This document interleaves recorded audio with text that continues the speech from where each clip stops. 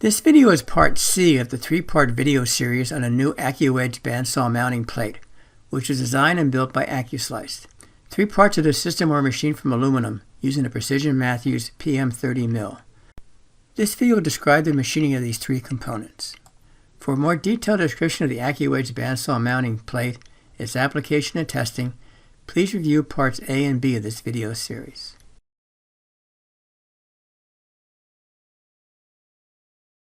This is a schematic of the main mounting plate for the Accu-Wedge bandsaw mounting system. The plate was made from a piece of aluminum, 6 inches by 12 inches by a 1/4 inch thick. 3 sets of holes were required for this plate. The first set consists of 3 1/4 inch by 20 TPI drilled and tapped holes for mounting the 35-inch long rail to this plate. A second series of 8 1/4 inch diameter drilled and countersunk holes was added to enable this plate to be used on a variety of different models of bandsaws. Finally, a set of 3 number 10 by 32 TPI drilled and tapped holes were added to the edge of this plate for the attachment of the dust shield. To generate the G-code to machine these parts, I used the Centroid Acorn Intercon software. A total of 6 different tools were used to machine this part. Tool 19 is a .201 drill, and tool 20 is the 1/4 inch thread mill. Tool number 8 is a 1/4 inch diameter drill, and tool number 16 is the countersink bit. And then tools number 21 and 22 are the drill and thread for the number 10, 32 tapped and drilled holes. This Intercon software then generated the G-code to machine the components.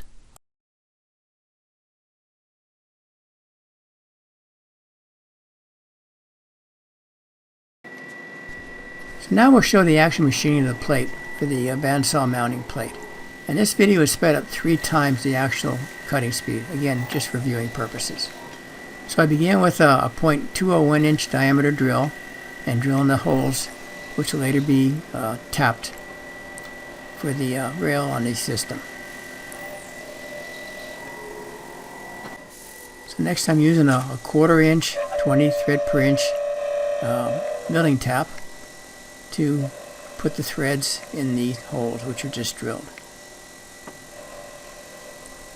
This technique is called thread milling for cutting the threads. We're getting a little vibration in the center of this plate since the plate is clamped on the edges, but the center is a little bit free, so you get a little bit of vibration, so that generates a little bit of noise. The actual time to machine this plate was around 21 minutes. And I did cut out the tool changes, again, just to speed up this video. And the machining of this plate required 6 tool changes. Next, we're drilling the 8 holes which will be used to mount this plate to various models of bandsaws. The basic hole that I'm drilling here is a 1/4 inch diameter hole, straight through the plate. I said there's 8 of these holes, and they're spaced according to how far the bandsaw blade is from the miter bar slot on the various models of bandsaws. So we designed this plate that will fit at least 4 different sizes of bandsaws. So these holes are first drilled through the plate, a 1/4 inch diameter, and then they're countersunk because I want to put some flathead screws so this plate is perfectly flat on the top surface.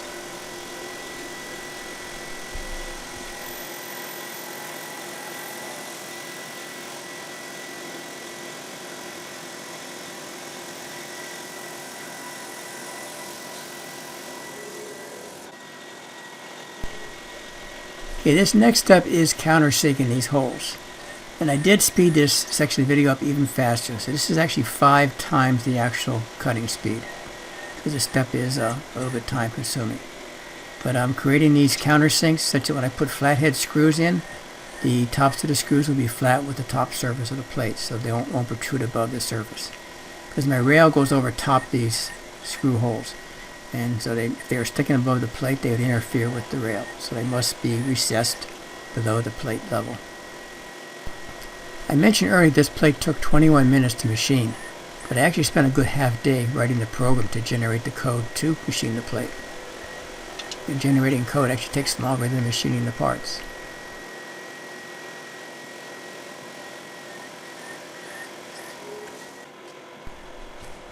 One of the important features we added to this plate was the addition of a dust shield. And this dust shield is a plastic strip that mounts on this front edge of this plate and is used to keep sawdust from contaminating the roller bearings on the Accu-Wedge system. This is an important feature which doesn't exist in our standard Accu-Wedge system, but it did a great job of keeping the roller bearings clean with this system. So a series of 3 holes are drilled into the edge of the plate, and these holes go the whole way through the plate.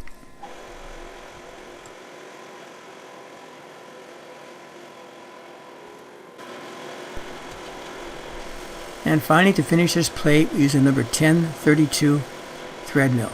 This is a 1032 thread per inch mill, which cuts the threads in the small holes. And these holes will be used to insert number 1032 screws to mount the dust shield.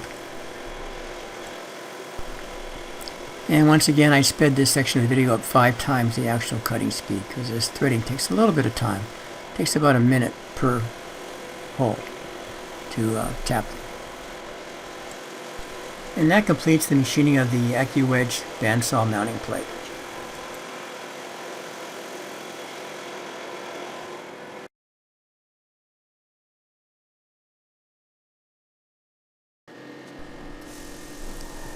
The next step is machining the blocks for the T-slot miter bar inserts. And these are made from a piece of aluminum, about ½ inch thick, about 2 inches long, and the width of the miter bar slot on the bandsaw. And what I'm doing here is I'm cutting the dado around the edge, which will enable this piece to slide in the miter bar T-slot. And I'm pretty conservative on my machining here. I'm taking off like 25 thousandths inch per cut. I probably could be a lot more aggressive in cutting this, but I'm a little bit new to machining and I want to be careful. I don't want to get some, any problems, and I want to get some nice finishes on the part. So it did take quite a while to machine this part. Much longer than it should have taken. And again, this section of the video is actually sped up 5 times the actual cutting speed. Here I'm doing the final cut. And I'm actually cutting off about 2 thousandths off the bottom and side surfaces. So I get a nice smooth finishes on the piece. So it'll slide nice and clean into the miter bar slot. Next we need to drill holes in these miter bar plates that will be used to attach the top plate to these inserts in the miter bar. So first of all, we're drilling 1/4 inch diameter holes. The one hole in the center is centered on center. This hole is 50 thousandths inch off center, and this third hole is 100 thousandths inch off center. And again, this gives me some adjustment when I'm inserting the plates on the bandsaw. And then I'm using a 1/4 inch thread mill to thread the holes. This thread milling technique is a great technique for generating threads in parts. I'm actually doing 3 passes to get nice clean threads. You get threads much nicer and cleaner than you get if you're doing manual tapping.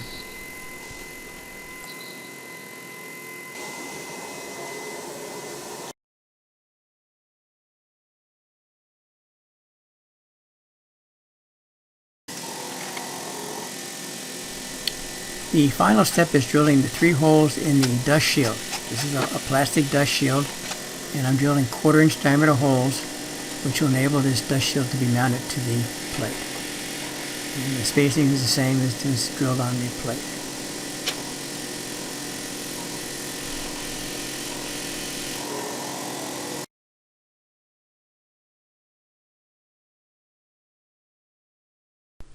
After machining was complete, the plates were cleaned up, washed, and the dust shield was installed. And this is the resulting plate. After machining, the miter bar inserts were tumbled to round off the corners to give you nice smooth edges. And this is the complete Accu-Wedge bandsaw mounting kit, consisting of the rail, the plate, the dust shield, the T-slot inserts, and mounting screws. As described in our previous videos, the parts are then assembled and attached to the bandsaw table. And then the Accu-Wedge system is installed to complete the system. Once again, thank you for watching this video. If you have any questions or concerns, please give us a call or drop us an email. And thank you.